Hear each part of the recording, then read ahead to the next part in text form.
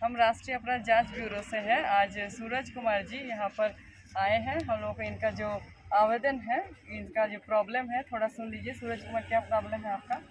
हम लोग BCCL company के अंतर्गत 1 वर्ष का अप्रेंटिस प्रशिक्षण प्राप्त किया 1961 एक्ट के तहत, लेकिन कंपनी 1 वर्ष के अप्रेंटिस प्रशिक्षण पूर्ण होने के बाद हम लोगों को किसी भी प्रकार का रोजगार मुहैया नहीं करवा रही है, जबकि रेलवे जैसे बड़े बड़े प्रतिष्ठान और नवल डॉकयार्ड ऑर्डिनेंस जैसे बहुत सारे सेंट्रल PSU अपने अप्रेंटिस को रोजगार सुनिश्चित कराने में लगी हुई है, लेकिन कोल इंडिया अपने अप्रेंटिस को संविदा अथवा आउटसोर्सिंग में भी रोजगार देने के लिए न सक्षम है।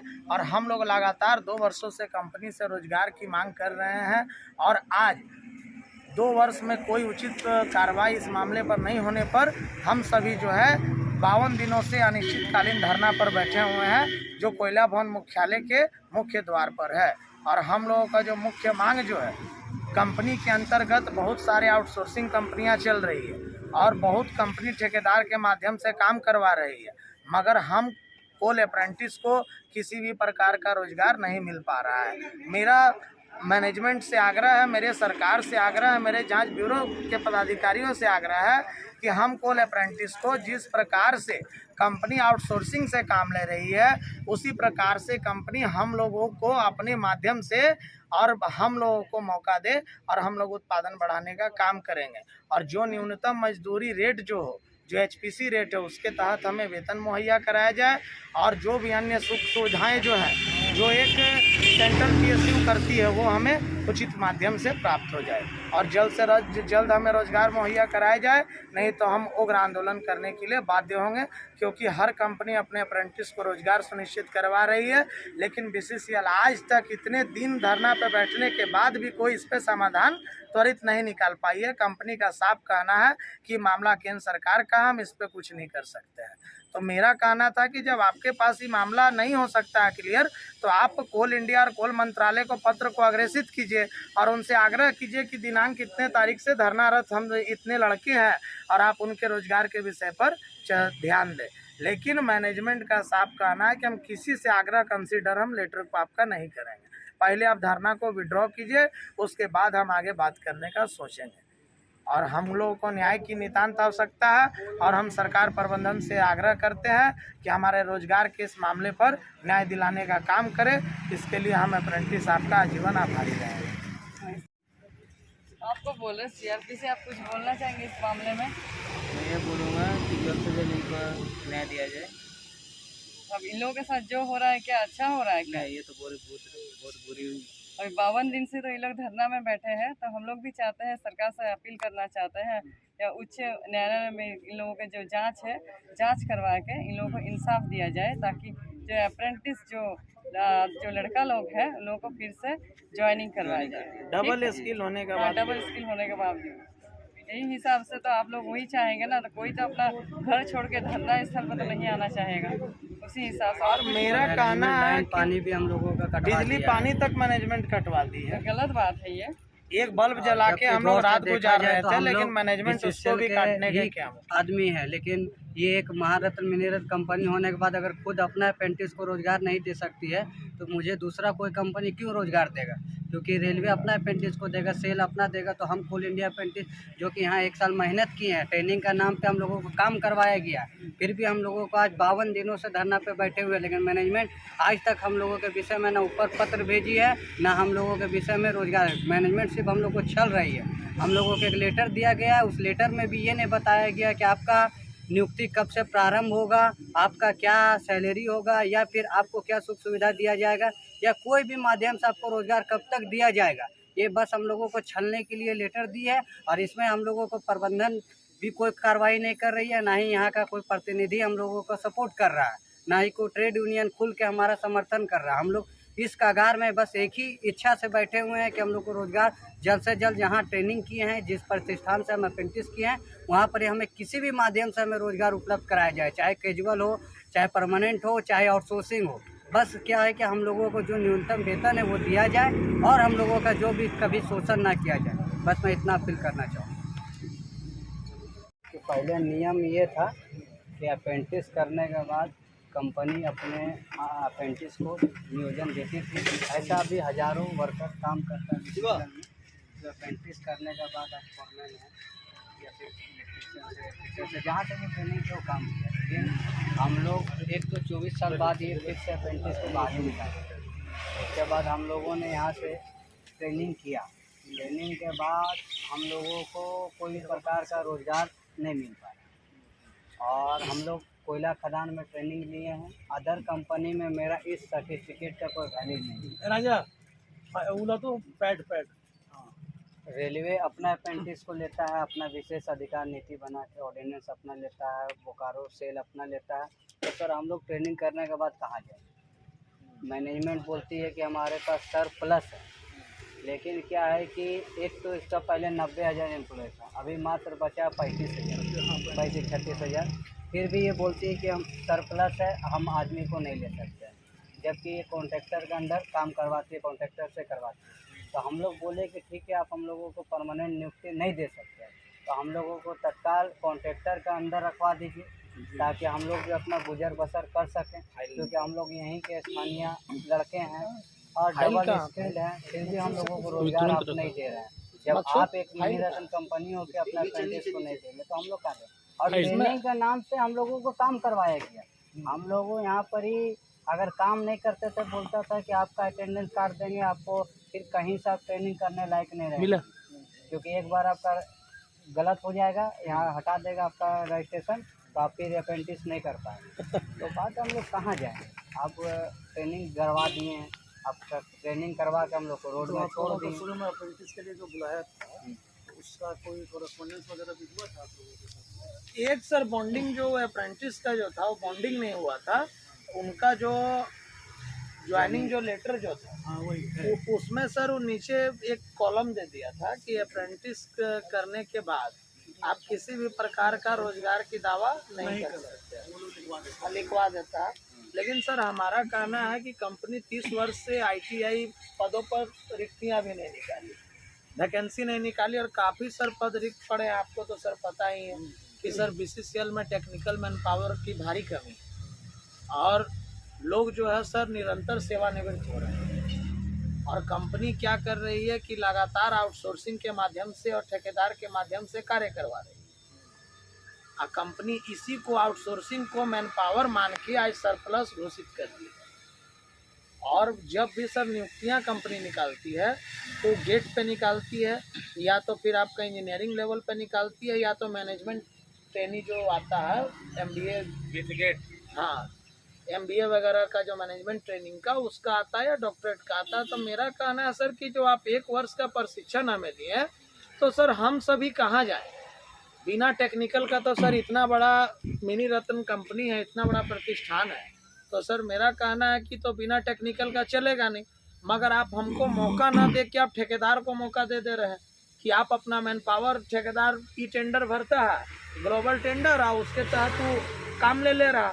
सिविल का काम आप ठेकेदार को सौंप दे रहे हैं, खनन का काम ठेकेदार को सौंप दे रहे हैं, मैकेनिकल काम ठेकेदार को सौंप दे रहे हैं। तो सर हम लोग जो कोल अप्रेंटिस हों तो सर कहीं के नहीं रहे। पूर्व में भी 3 बार अप्रेंटिस को समायोजित किया गया था कोल इंडिया के तहत, वो भी सर अप्रेंटिसशिप अमेंडमेंट एक्ट 1961 के तहत ही। हम भी सर उसी एक्ट के तहत हम ट्रेनिंग किए, और एक्ट में भी सर हमारा साफ प्रावधान है कि कंपनी अपना नीति बनाए। नीति प्रभावित कितने लोग हैं लगभग इलाके से प्रभावित? सब तो सर ज़्यादातर 90% इसमें सर स्थानीय है। स्थानीय नहीं, टोटल जैसे कि आप लोग जितने, हाँ 350 के लमसम में सर हम लोग अभी अप्रेंटिस इससे प्रभावित है।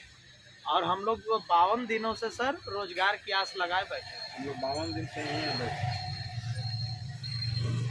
और 52 दिनों में सर कोई बात करने नहीं आया ना। बात मैनेजमेंट से हुई, हमारा सीएमडी साहब से भी वार्ता हुई। सीएमडी साहब के द्वारा दबावपूर्ण जब ज़्यादा दबाव जब पड़ने लगा सर, तो एक मिनट तैयार किया गया मीटिंग पे। लेकिन सर ये मिनट जो था, इस मिनट्स में सर हमारा हित में सर कुछ लिखा ही नहीं गया, यही मिनट्स मिला था।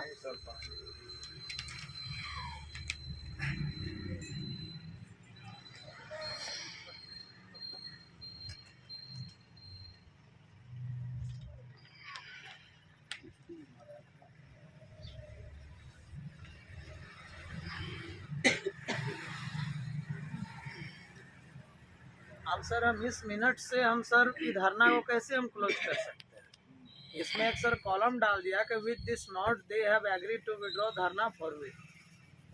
यहाँ पे लिखा हुआ जी, तो मेरा कहना है कि तो सीएमडी जी इसमें लिखे हुए हैं, सीएमडी साहब, कि हम सैम्पैथी पूर्वक इस मामला को जितने भी रिक्वेस्ट करेंगे, जितने भी कॉन्ट्रैक्टर्स हैं और आउटसोर्सिंग को, और उससे अपील करेंगे कि आप रिक्वायरमेंट ड्राइव के थ्रू इनका बहाली लीजिए।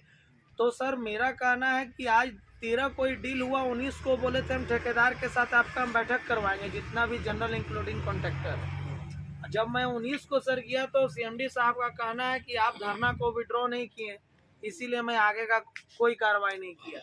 तो मेरा कहना है सर कि हम धरना को विड्रॉ हम इस पर कैसे कर देंगे? कंपनी सर सीएमडी आग्रह क्या करेगा उसको सर, इस पर नेसेसरी पहल होना चाहिए ना सर। बिल्कुल। अच्छा, दूसरा चीज़ है कि जैसे कि जितना भी हम लोगों का यहाँ पर आउटसोर्सिंग कंपनीज जो चल रहा है, हाँ 20% का फुलफिल नहीं करता है। वो तो फुलफिल कर नहीं रहा है। अगर वही लोग अगर आप लोगों को एकोमोडेट कर ले तो हर कंपनी 5 आदमी 10 आदमी को ले, तो आपको लगता है 350 का संख्या को पुराने में समय नहीं लगेगा। और दूसरा बात है सर कि कंपनी का जो एनआईटी प्रक्रिया जो है, जो टेंडर होता है, ई टेंडर में सर एनआईटी प्रक्रिया में सर एक कॉलम डाल दे कंपनी, क्योंकि हमको सर नहीं लगता, क्योंकि यहाँ जितना भी सर टेंडर लोग हैं, जो भी कॉन्ट्रैक्टर है, सो दबंग प्रवृत्ति के लोग मेरे अनुसार से, वो सर इनका रिक्वेस्ट को क्यों मानेगा? वो तो सीधा बोलेगा कि भाई हम टेंडर ग्लोबल डालें ऑनलाइन, हम टेंडर प्रक्रिया को सफलतापूर्वक पूर्ण करते हुए हम काम हमको मिला, और हम आपका मैन पावर को हम क्यों लें? देखिए, टेंडर ठीक है, आप ग्लोबल टेंडर लिए या कुछ भी लिए, लेकिन उसमें भी तो नॉर्म्स रहता है ना कि इतना स्किल्ड लेबर आपको लगाना है, इतना इंजीनियर्स लेना है, इतना उसका मैनेजमेंट ट्रेनिंग लेना है। वो तो बाकायदा उनके उसमें आपको टर्म्स एंड कंडीशन जब आप एनआईटी निकालते हैं या जब आप कॉन्ट्रैक्ट में आते हैं, जब साइन करते हैं, उस समय आपको वो सारी चीज़ों को फुलफिल करना पड़ता है। दूसरा चीज़ है कि इन लोगों को जो कॉन्ट्रैक्टर लोग हैं, उनको भी एक एफिडेविट के शक्ल में इनको देना भी पड़ता है कि हमने इतने टेक्निकल पर्सनल को हमने अपने यहाँ एम्प्लॉय किया है, एंगेज किया है। तो वो सब तो फिर हम मैनेजमेंट को मांगेंगे कि आप लोग क्यों नहीं अभी तक। और एक रास्ता तो ये निकल रहा है कि जितने भी आउटसोर्सिंग कंपनी, क्योंकि अभी कोल इंडिया कर क्या रहा है कि मैक्सिमम काम को ये लोग कर रहे हैं कि कॉन्ट्रैक्चुअल करवा रहे हैं। तो कॉन्ट्रैक्चुअल करवा रहे हैं तो कॉन्ट्रैक्टर के साथ में ही आपका एक रिलेशन को डेवलप करके, एक एग्रीमेंट करके कि जितने भी लोग मेरे अप्रेंटिस निकले हैं उन लोगों को वहाँ पे एकोमोडेट किया जाए। ठीक है, कोई प्रोजेक्ट 5 साल चल रहा है, कोई 7 साल के लिए चल रहा है, तो कम से कम शुरुआत के 5-7 सालों के लिए तो इंगेजमेंट होगा, उसके बाद फिर आगे का प्रक्रिया आगे किया जाए। आप लोग अभी तक डिपार्टमेंट के साथ में, बीसीसीएल के साथ में कोई कॉरेस्पॉन्डेंस वगैरह कुछ किए हैं? कॉरेस्पॉन्डेंस सर हमारा हुआ, लेकिन सर क्या है कि कंपनी को मेरा जो कहना था कि कंपनी या तो एनआईटी में सुधार करा दे, बोर्ड ऑफ डायरेक्टर का मीटिंग करके एक इनक्लोज उसी में डाल दे कॉलम कि आपको इतना % अप्रेंटिस को एनी हाउ रखना है, जितने भी टेंडर डालते समय जो डाले, जो कॉन्ट्रैक्टर आए। क्योंकि सर उससे क्या होगा कि हम जो कोल अप्रेंटिस है उसको रोजगार पक्का हो जाएगा कि कोई भी कंपनी आए तो सर इतना % आपको अप्रेंटिस को लेना है। ये हमारा ये था सर, क्योंकि वो सैम्पैथी पूर्वक सर आग्रह करेंगे तो हमको नहीं लगता सब कंपनी इनका आग्रह मानेंगे।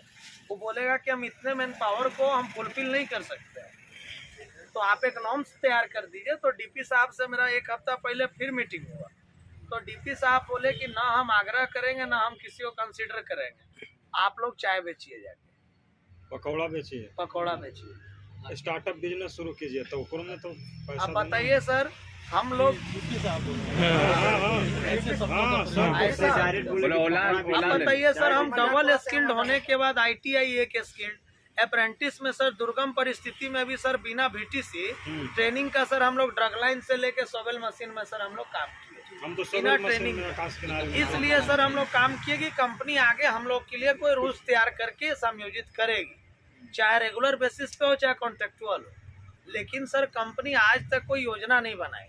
लगातार सर 2 साल से हम लोग गुहार लगा रहे थे यहाँ से लेकर मिनिस्ट्री तक, लेकिन सर हम लोगों का गुहार पे आज तक सर कोई समाधान नहीं हो पाया। तो अंत में सर हम आके सर यहाँ धरना पे आज 52 दिनों से। एक सर वहाँ LED बल्ब 30 वाट का जला रहे थे और पानी ले रहे थे सर, पानी और बिजली दोनों सब बंद कर दिया। ज्यादा एक महीना ज्यादा डेढ़ महीना में सर बिना बिजली पानी का हम लोग बैठे हुए। मंदिर में भी पानी लेने जाते हैं तो पुजारी जी डांट के भगा देते हैं कि वो भी ऊपर से बंद किया हुआ है। दुश्मनों सर पानी पिलाता है, लेकिन इन मैनेजमेंट को सर हम क्या बोलें। उसके बाद सर हम एक कॉलम रखे थे CMD साहब के पास, GMP साहब के पास और DP साहब के पास कि अगर आपके हाथ में रोजगार सुनिश्चित कराना नहीं है तो आप एक पत्र बना के आप कोल इंडिया लिमिटेड और कोयला मंत्रालय को आप आग्रह कीजिए कि लड़का इतने दिनों से धरनारत है, आप इस पे सहानुभूति पूर्वक कुछ विचार विमर्श करके आदेश देने की कृपा करें, जिनसे ही बेरोजगारी का मार्ग खत्म हो और युवा डबल स्किल होकर उत्पादन क्षमता को बढ़ाने का काम करें। लेकिन सर कंपनी बोलती है हम कहीं मेल नहीं करेंगे, कहीं हम लेटर नहीं भेजेंगे, हम क्योंकि इससे हम आग्रह करेंगे मेरा नौकरी चल जाएगा। तो मेरा कहना है सर कि जब आप भी नहीं करोगे, आप चेयरमैन को और मंत्रालय को भी नहीं भेजोगे तो सर हम कहाँ जाएं, किनसे हम आग्रह करें। ये बोलते हैं मेरा बस का बात नहीं है चेयरमैन को बोलना ये बात। पानी और बिजली कौन कटवाया है? तो DP साहब कटवाए। डायरेक्ट बिजली जोड़ने वाले का पास भी हम लोग गए, बोला DP कटवाया है, मेरा नौकरी चला कौन गया। देना? आप लोग एक काम करिए ना, क्या शुभ नाम है आपका? सूरज झा। सूरज जी, आप एक हेलो। काम कीजिए कि जितने भी बातें आपने अभी के? बताई और भी जो बातें हैं, क्योंकि बहुत सारी अरे बातें के ऐसा बोल होता है रहे कि जब आदमी बैठता है बात करता है एक तो सर हम हाँ, लोग पहुंच random गए हैं बना भैया के से सब आप एक डिस्कशन हो रहा है memorandum कौन टाइप बात। का बनाइए, ठीक है, और जो भी आपके डिमांड्स हैं, जो भी उसके लिए नहीं डिस्कसन हो रहा है, थोड़ा डिस्कस में तो नहीं बढ़ गया था नंबर आपको वन दिक्कतें हैं, सारा चीज को आप हमको दीजिएगा, एक हम बैठे इनके साथ में। तुरंत सर हम करते हैं। यजुद्दीन भाई हाँ